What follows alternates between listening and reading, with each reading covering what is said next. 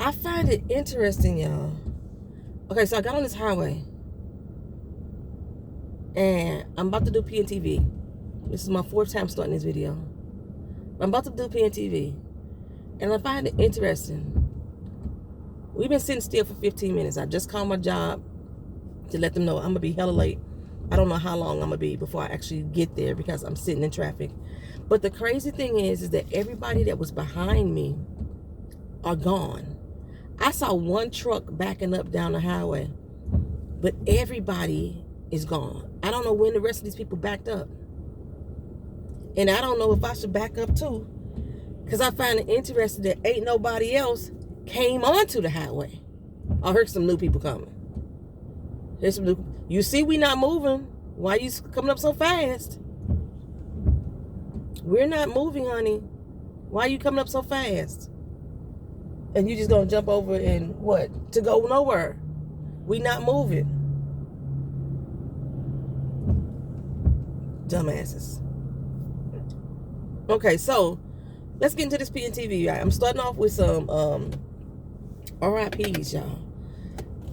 I guess I can look. I really hate having my own. And then with gas prices the way they are, I really hate having my own. Who y'all jumping over to? Ain't nobody moving. I hate trucks. I hate the sound of trucks. It's a triggering thing for me. Loud noises and shit get on my damn nerves. I could put my car in park. That's how long we've been sitting here. So, start off with the RIPs. Actor Johnny Brown, at age 84, passed away on March 2nd. I think it's been a couple weeks since the last time I did PNTV. And I know I put him up on my community board, but as far as letting you guys know verbally, I hadn't did that. Who is Johnny Brown, y'all asking about? No, not James Brown. Johnny Brown. Johnny Brown is most notably known as Bookman, the superintendent on the TV show Good Times. That's where I know him from. Now, I know he has a lot of other accolades underneath his belt. He was a comedian. He was a saxophonist.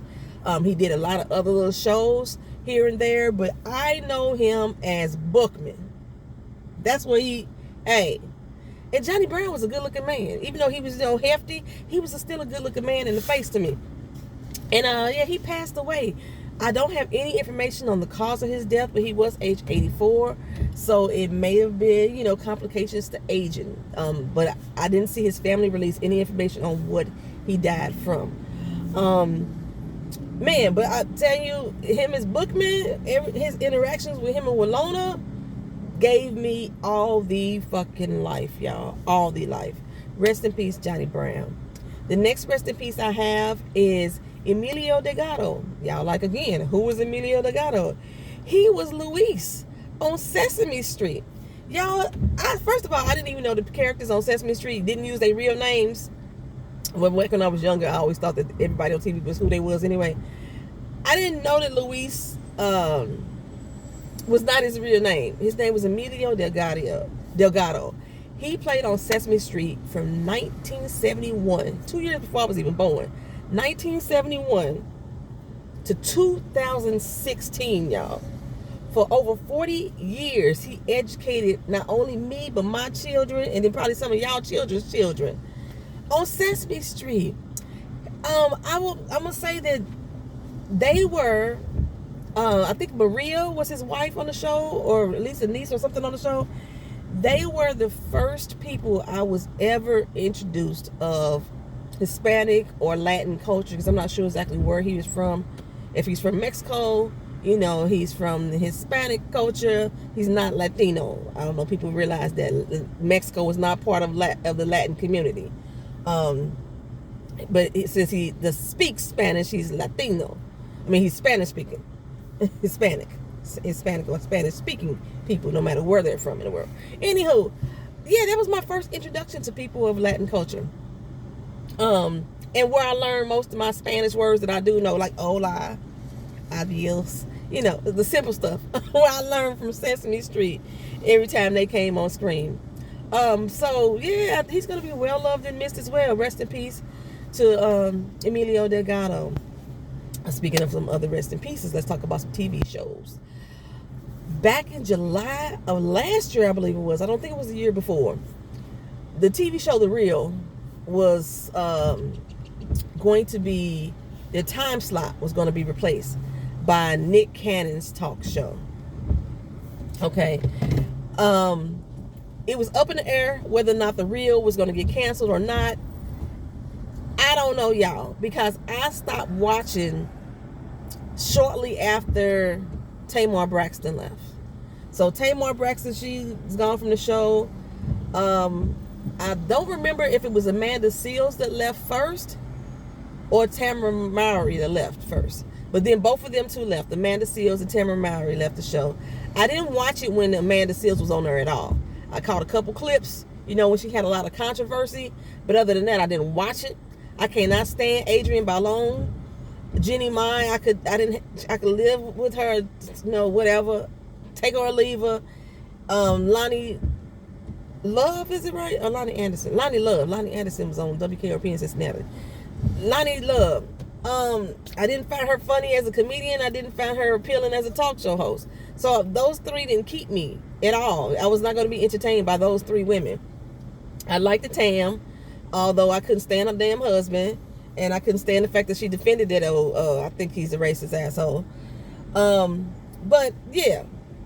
But shortly after Tamar left, I was like, this show does not get me anymore. You know what?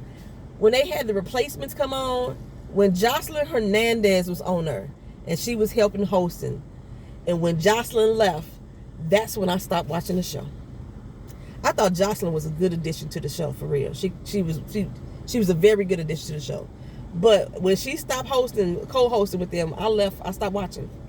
So I didn't even realize that they were still on the air for real until they said Nick Cannon's talk show was going to take over the show. Well,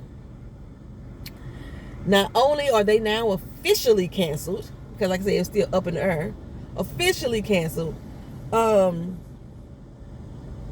Nick Cannon's show has been canceled too.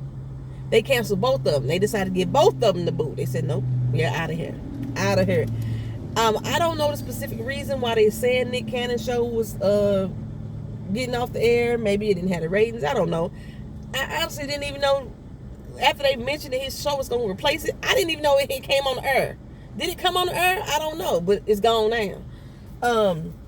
So yeah, they canceled both of the shows. Yeah, I can put my damn car back in park. Shit. They canceled both of the damn shows. So neither one of them is going to air. And of course, Nick Cannon's like, it's just showbiz. It is what it is. I'm like, okay. Okay, cool. So as far as other shows, we get some additions. Y'all, last time I reported about Andre Braugher is when he was leaving the show that he was on. Was it 911? Is that the show he was on? Not 911. It's something with the 911. It was one of the police shows. Fuck, I don't remember. He left that show. That's the last time I reported on him. And I talked about how much of an actor that I loved in him as a person. I love Andre Braugher. Well, he is joining the cast of The Good Fight, season 6. The Good Fight is a spinoff from the TV show The Good Wife, which I thought was such a good fucking show. And I didn't think I was going to like The Good Fight, but it was just as good. And now Andre Braugher is joining the cast, season 6. I'm really excited about that. It's another show that I watched that y'all didn't know I watched, but I do. Then we got some new shows coming out.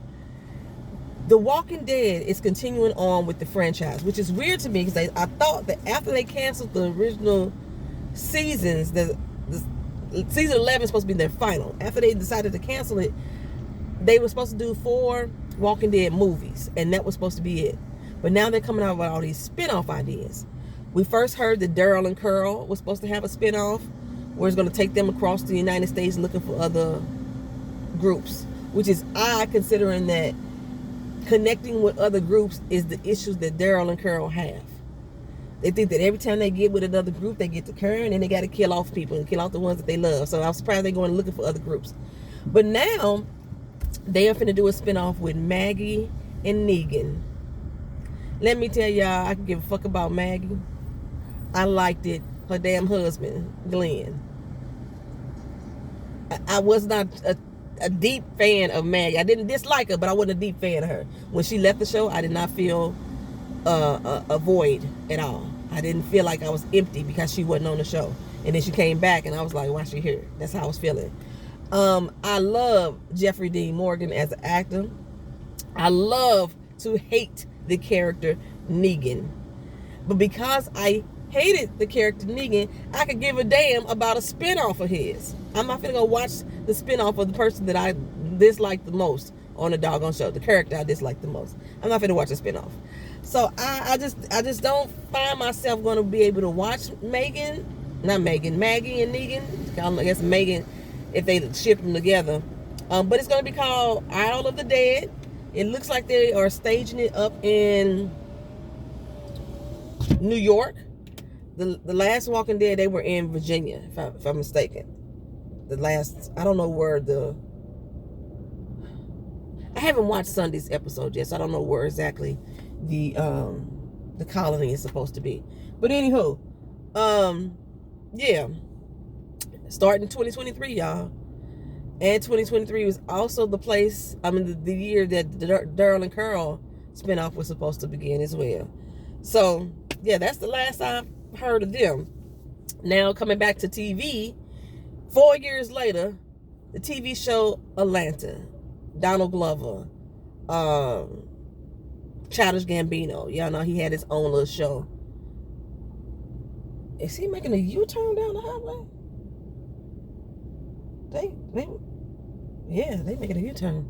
Okay, Atlanta returns to TV. It's been 4 years since they've aired. Season 3 is going to air. I forgot to write down the damn date. I want to say it's March. If it's not March, it's in April. Check my community board for the actual date. March 27th. It's March 27th that it airs. They are not in Atlanta this year. They are over in Europe because Paperboy is on a world tour. So, yeah, they making a U-turn. They turning around. Is everybody gonna be busting a U back here and going back down the highway? Let me know something. I mean, I could turn around and not go home. I could turn around and go home. I ain't got to go to work. That's how I feel about it. I mean, the tow trucks apparently can't even get down to where they need to go. It must have been a really bad accident.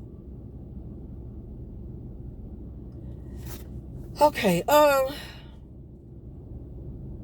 Love and Marriage Huntsville returns March 19th. I talked about this in like the live stream, so I'm kind of repeating it for some people. Love and Marriage Huntsville return March 19th, and they are going to have a spinoff, Love and Marriage DC. This is going to star Monique Samuels. I told you about that in the last PNTV. P-Valley Season 2 begins in June. People have been looking forward to that. It comes back in June. None of those shows I reviewed. Just want to give y'all information on them. Let's see. Any other show that I'm talking about? Okay, let me start. Movies. Let's go with movies. Ryan Coogler, the director of the infamous Black Panther movie, was just detained at a Bank of America in Atlanta for trying to withdraw $12,000 out of his bank account. Okay, so y'all know we in the age of COVID, the C-19, and he's still wearing his mask, as most bank facilities are requiring people to do. He goes into the bank.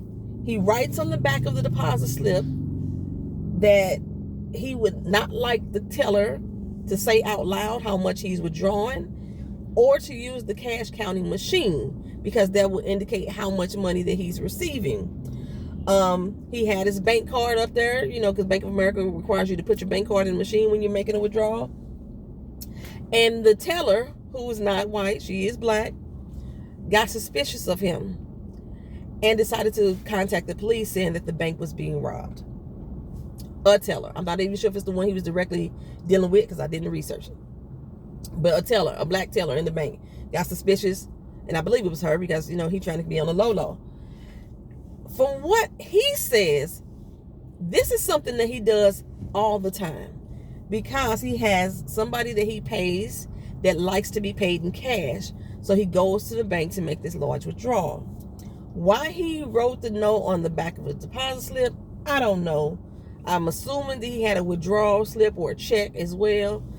But I could see why the teller would be suspicious, as she's never dealt with him before. He didn't want to be recognized, according to him, and he wanted no one to know how much cash he was taking out of the bank with him to prevent himself from being robbed or harassed or what have you. If I saw Ryan Coogler on the street, I wouldn't recognize his face, or I wouldn't automatically like, oh, it's a man with some money. I wouldn't do that. But there may be people in the banks playing long cons or whatever, and to know he walking out with that amount of cash may cause a problem. So I can understand his thought process, but I also understand the teller. Myself personally, when I go to a bank to make a large cash withdrawal, anything over $2,000, I call the bank first. I call the bank and I tell them I'm coming in to make a large cash withdrawal.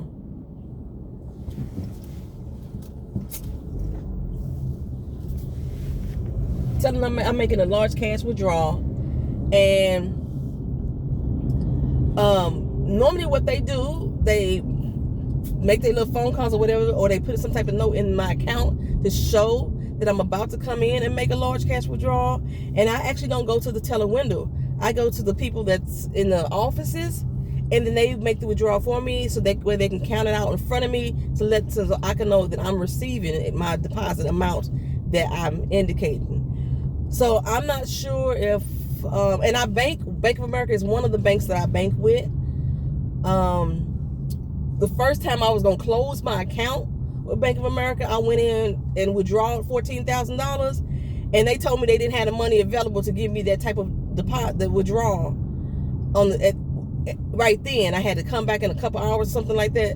So that made me, anytime I had to make another large withdrawal, something like that, it made me call the bank ahead of time so I can make sure I got my goddamn money, especially if I'm withdrawing or closing an account. I didn't even end up closing the account at all. I left the account open.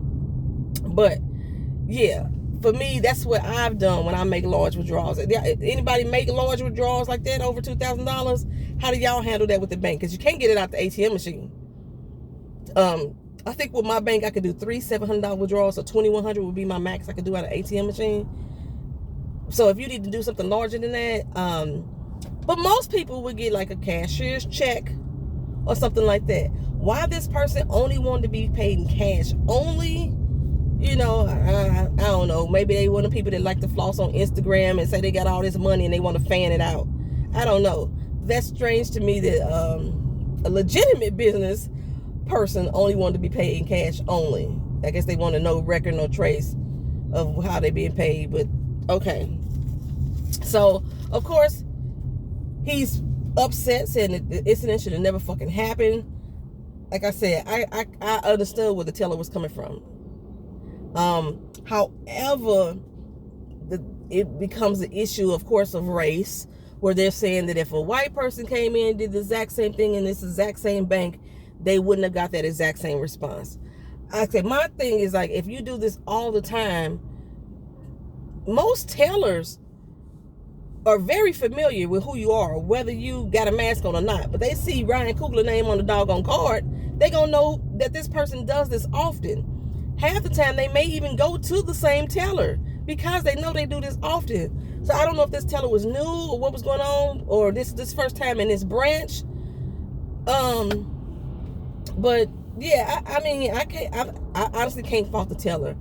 I think they're trying to make it a big deal because of how the police handle it. The police came in. He kept asking, "What are y'all arresting me for?" They did not say what they was detaining him for inside of the bank. They put the cuffs on him. They took him outside. And the officer, while he was still in handcuffs, explained to him that what happened, that they thought that he was they got a call for an attempt of robbery on the bank. When they get calls like that, they detain and then ask questions later. They don't ask the questions first. Since he was not actually being arrested at that point, they did not read him Miranda rights or things of that nature. But he was removed from the bank, and they're saying that the bank, the teller and the bank supervisor manager should be fired because of that. I disagree. I just disagree.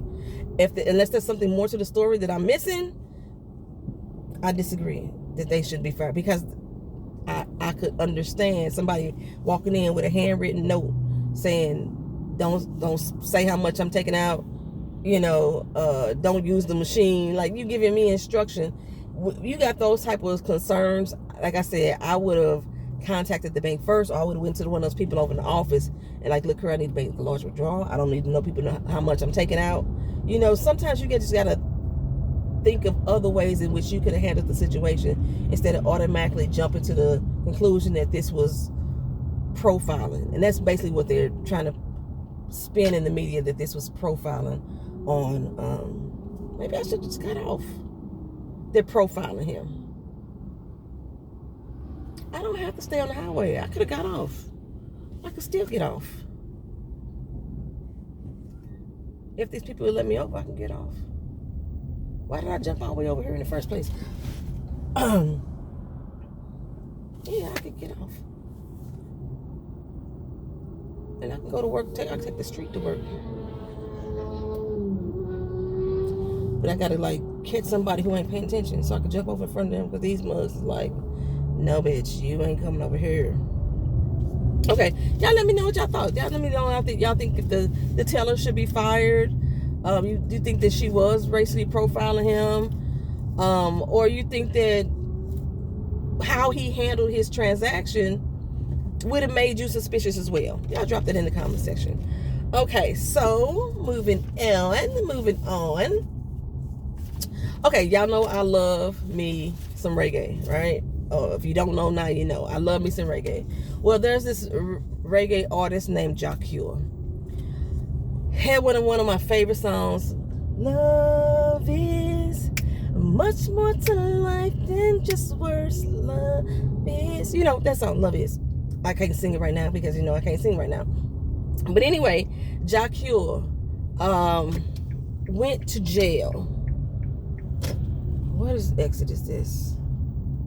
Oh, this is the toll. Jussie went to jail for raping and beating a woman. I want to say back in 1998. He got sentenced to 13 years in jail. He only did 8 of his 13 years. The Jamaican community as a whole, I ain't gonna say everybody, but generally, majority of the Jamaican community stand by and support Jussie. I think regardless of what this man may have done, his music stood the test of time to them. Okay, well, anyway, Jussie was in Amsterdam, and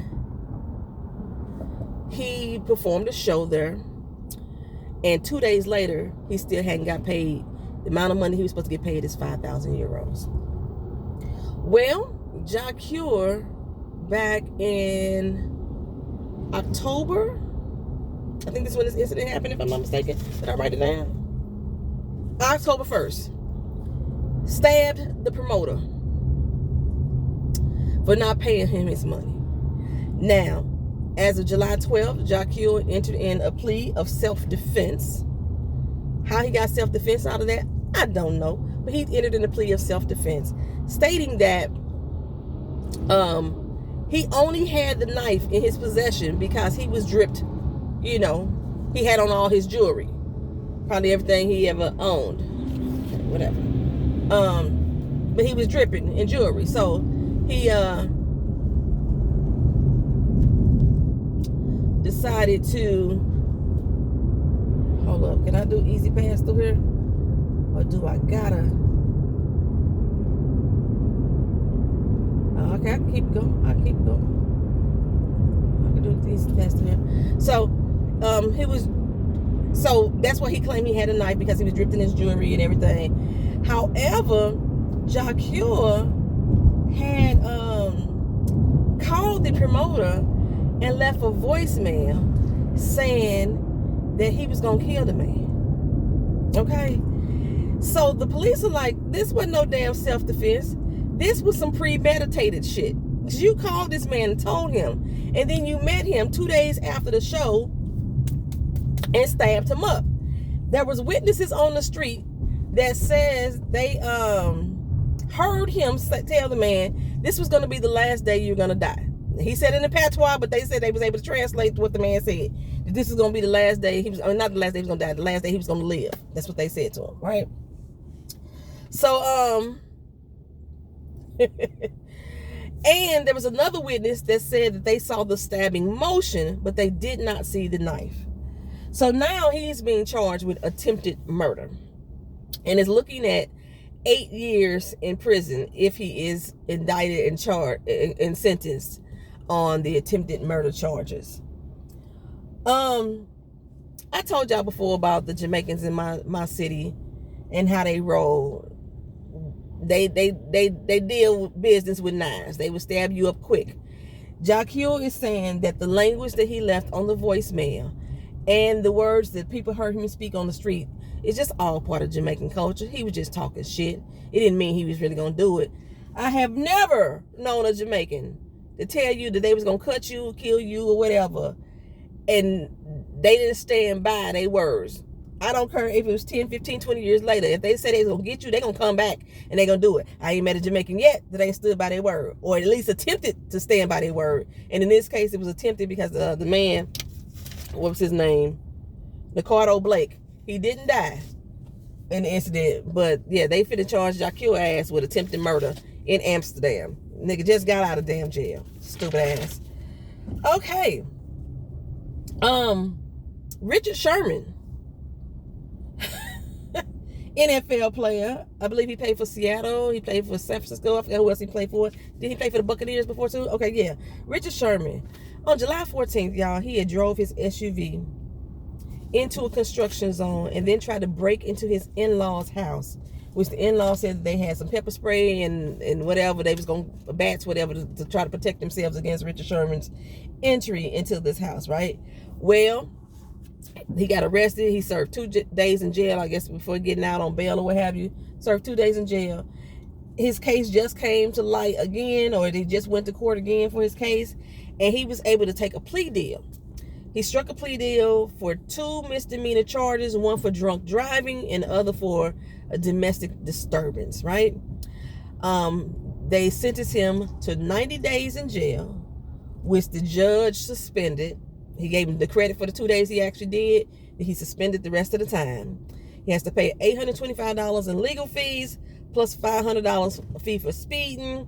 He also has to pay an undetermined dollar amount of restitution to his in-laws and to the state transportation department.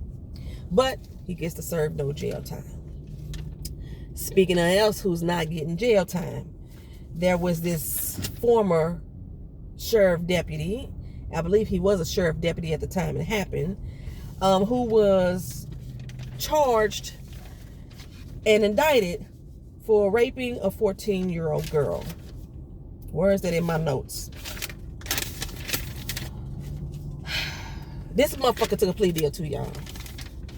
Took a plea deal. Where is it at? I know it's in my damn notes. I know I wrote about it because I was going to talk about it.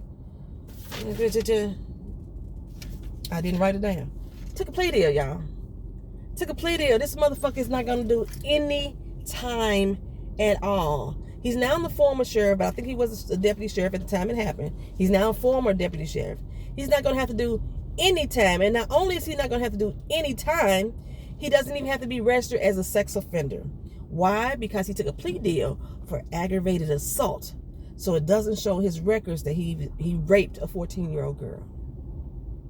No jail time. Get to walk around scot-free. Free as a bird, y'all. Free as a fucking bird.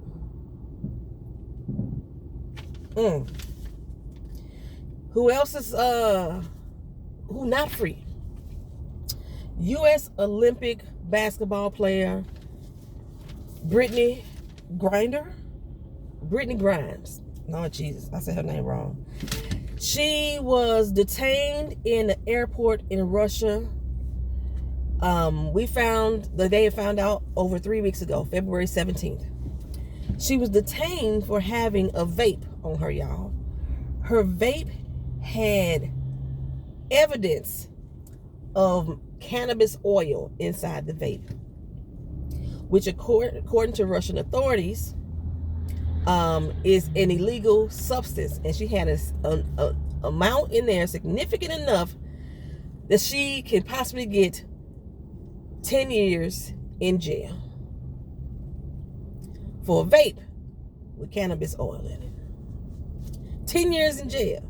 Now, like I said, she was detained February 17th. I'm not exactly sure when the war between Ukraine and Russia broke out. I don't remember the exact date. However, because the Russia and the U.S. are not the best of friends, the U.S. is having trouble getting information on her whereabouts and actually evidence of the case itself. The U.S. Embassy is not even being allowed access to her. Now, just months before, a U.S. Marine was sentenced to 9 years in prison for allegedly assaulting a Russian police officer, and his parents are saying the Russian government is full of shit, So, but the government is working hard to try to get Brittany freed. She was heading back over to Europe for a game, and the game played, and 4 days later, everybody was like, "Where the fuck was Brittany? She didn't show up." She's supposed to be one of the top seeded players on the damn team, and didn't show up for the game. Nobody had heard from her. And that's when they found out that she had been detained. And at first, like I said, they couldn't find out information on how long she had been there, but it's been since February 17th. Now, one of the other issues that has been brought to light is that the fact, we here in America who know who Brittany is, knows that she is a lesbian and she is legally married to a woman here in the United States. Well, Russia does not recognize same-sex marriage. They have strict laws, apparently, against homosexuals or the LGBTQ plus community, and they're thinking that is one of the reasons why they are detaining her, not necessarily, or one of the reasons why they are looking to sentence her for such a long time, because again, they are not even showing evidence of what was supposed to be found on her. A lot of people are speculating that they didn't find shit at all. I don't know it like that. But it's a possibility that she may have the damn cannabis oil. Cannabis oil, as far as I know, ain't illegal in the United States, but I don't know what the legalities of it is in Russia. And if she smoked it all and there was just residue inside the vape, how much residue could it possibly be? Or, leftover wetness of the oil remaining for her to be warranted to have 10 fucking years. The vape was in her bag, her carry-on bag, which they inspected when she came through Russia. With the way that this war is going on, and like I said, about the U.S. and Russia not being best of friends, I don't think Brittany getting out, y'all. No time soon. No time soon. Bruh. Look here. We doing 4 miles an hour, and this motherfucker keep riding up on my tail. And he about to make me park on this fucking highway.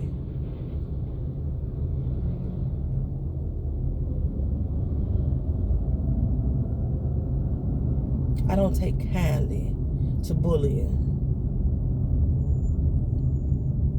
No, I don't take kindly at all to any type of bullying of me and my driving experience. I will park this bitch on the fucking highway, throw my hazard lights on, and put my hood up like I got a malfunction just to piss you the fuck off. And because you all the way up on the bump of my goddamn car, you ain't gonna have nowhere to go. You can't even fucking reverse because we in a fucking traffic jam.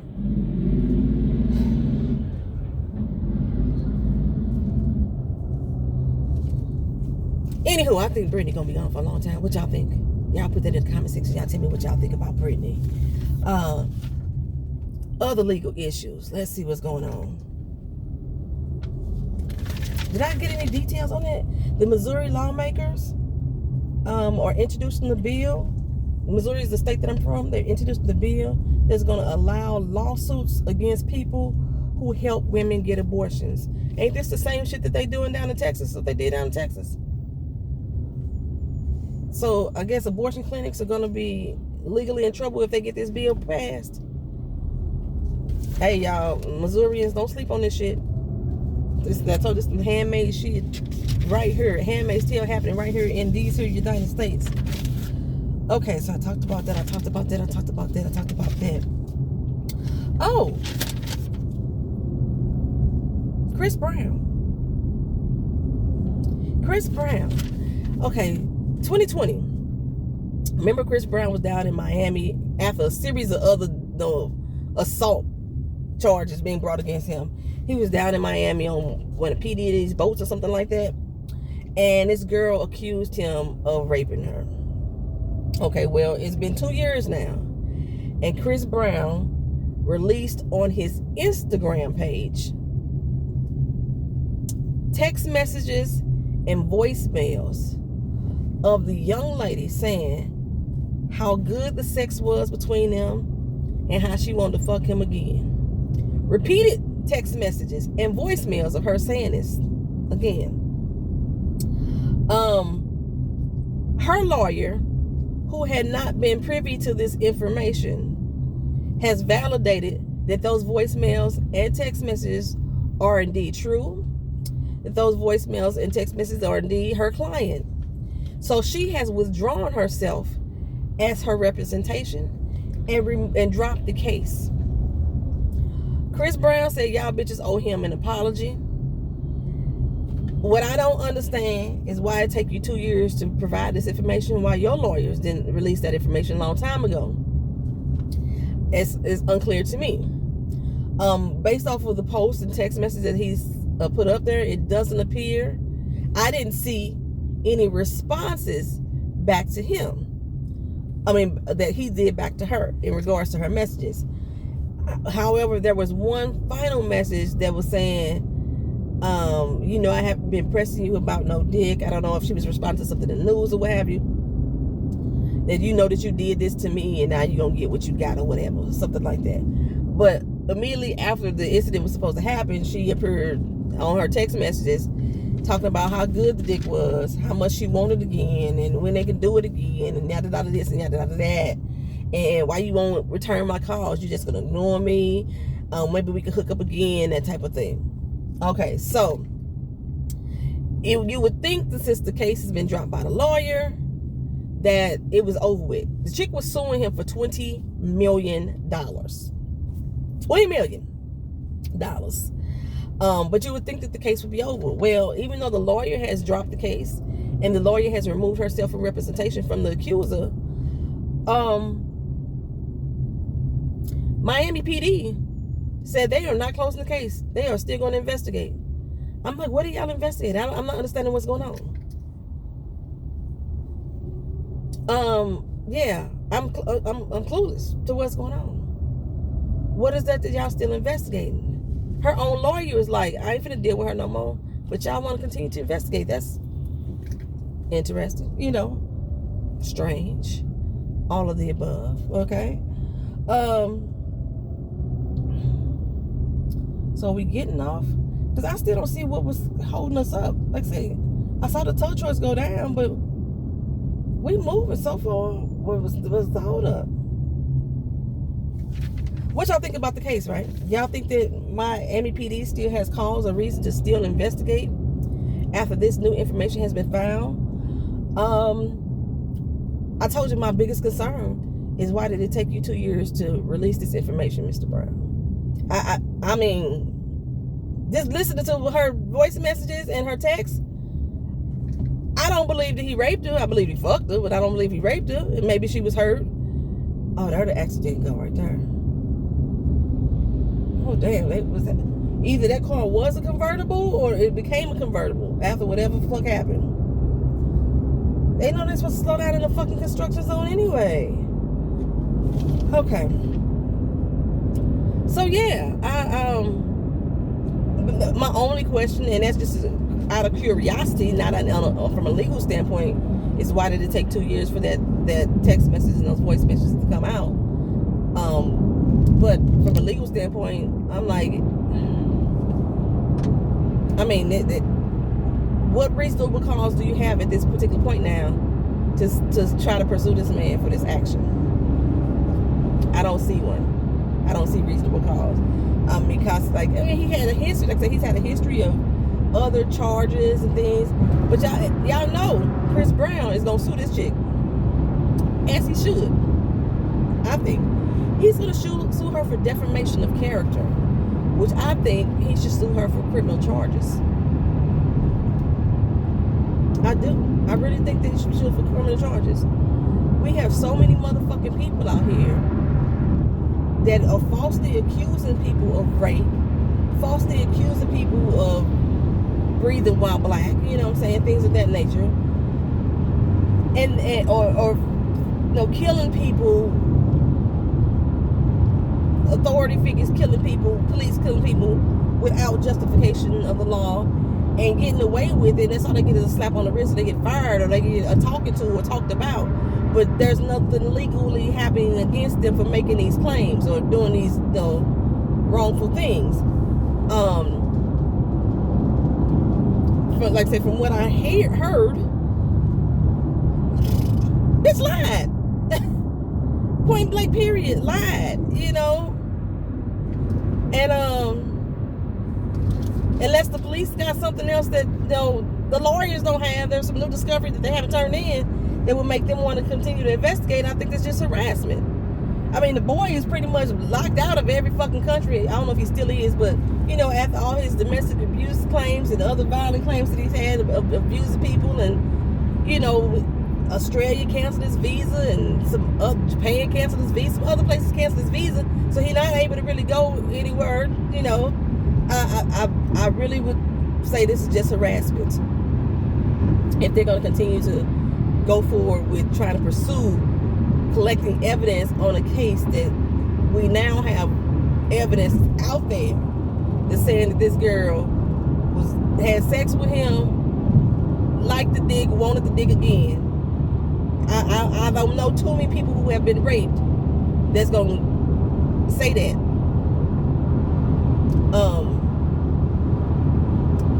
And I said I don't know too many people because I know people that have been raped on their marriage and they thought the dick was good, but I don't know how to change their mentality, or they kept fucking with the man or something like that. I don't know people like that.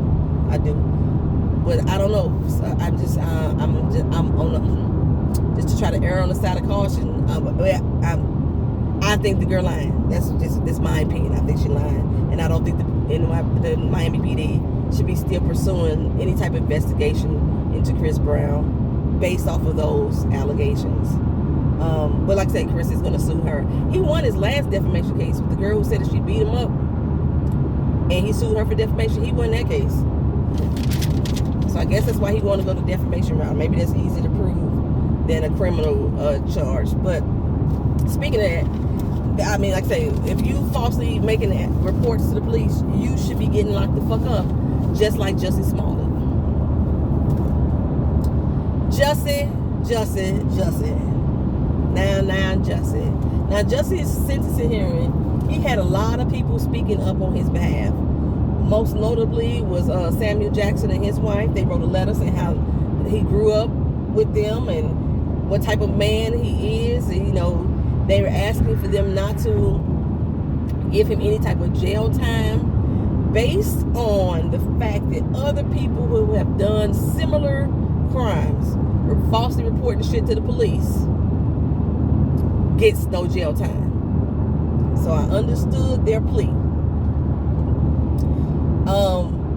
However, I think the people who are falsely reporting shit to the police should go to fucking jail. I know it hasn't been done, but I think they should. But I think that in this particular case, they may be making an example out of Jussie because he's embarrassed the hell out of Chicago PD. Because not only did he falsely report this crime, is it still alleged?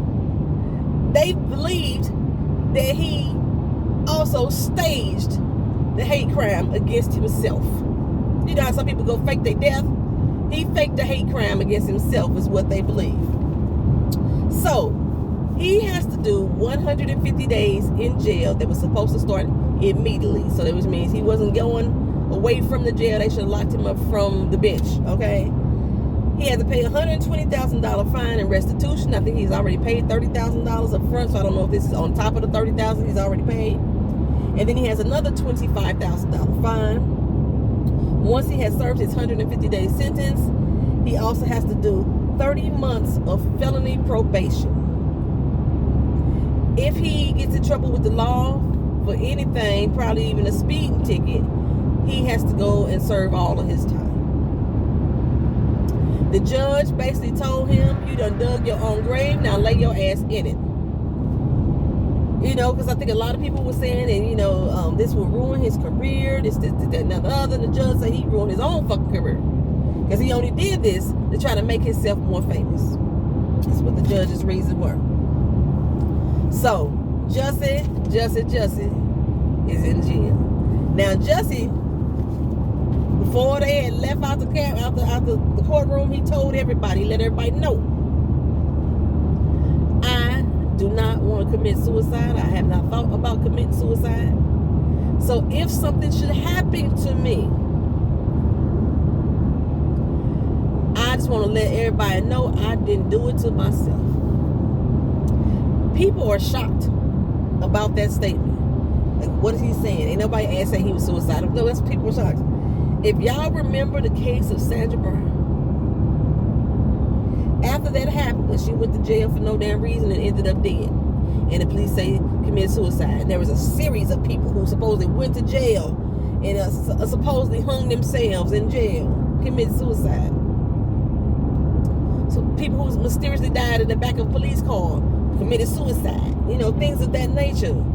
So there was like a trend that was going on that black people were making posts on their social media accounts to let everybody know, their friends and loved ones, everybody in the world, that if I ever got locked up, I am not suicidal. I did not commit suicide. The police did it. That's basically what they said. So if you were unclear why Jussie made that statement, that is what he said. Anything should happen to me in jail. If I happen to die in jail and they try to deem it a suicide, just want y'all to know, look at these motherfuckers. I ain't do it. I ain't killed myself. That's what he said. That's the end of PNTV, y'all. That is the end of PNTV. I want to thank y'all for being here. Thank y'all for listening. Thank you for always supporting me and my channel. I always forget to talk about all this stuff here, you know what I'm saying? You know, when live chat is open, super chat is open, if y'all want to donate to help out the channel, whatever. Also, if you want to like just give a nice little monetary donation to the channel, if you look in the description bar of the video, there's an applause or thank you. You know, you can donate that way as well. I normally never try to, I don't never remember to ask for money and shit like that, but I'm asking today just because I can, shit. And that's about it. I will see y'all in the next video, which will post on, motherfucker, get in your lane. God damn it, this is why we have accidents.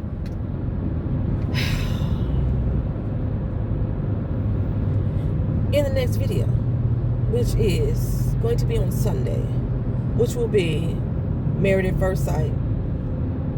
I didn't watch the episode yet, y'all. I still have to calm down from last week's episode. Married at First Sight is pissing me off to the 10th power.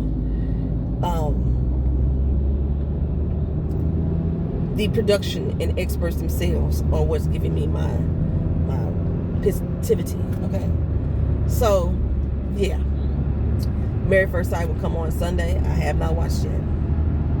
I went to go see the Batman yesterday. Yeah, I wasn't that impressed. It was alright. It was too fucking long for me. I dozed off during the movie. Keena was like, "Are you asleep?" I was like, "No, I was asleep because I was bored."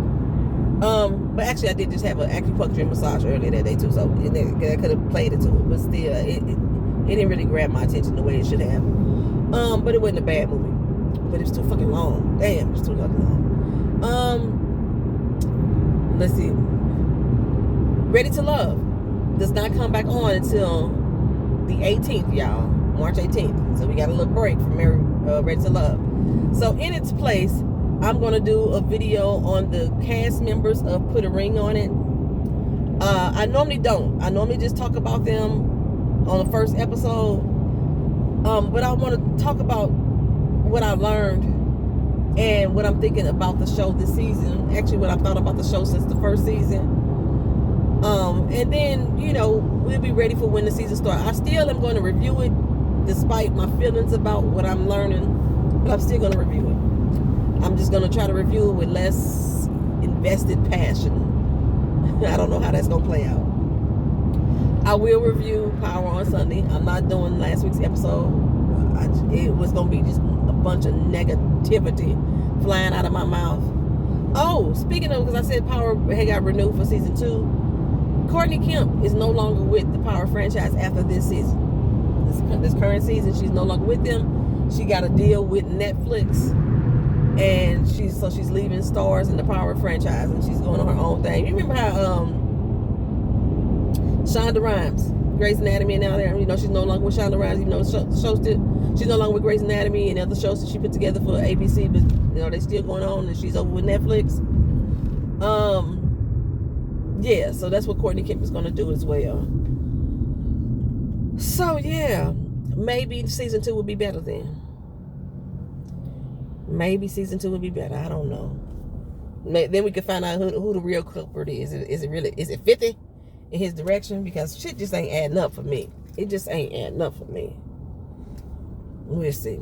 All right, y'all. Peace.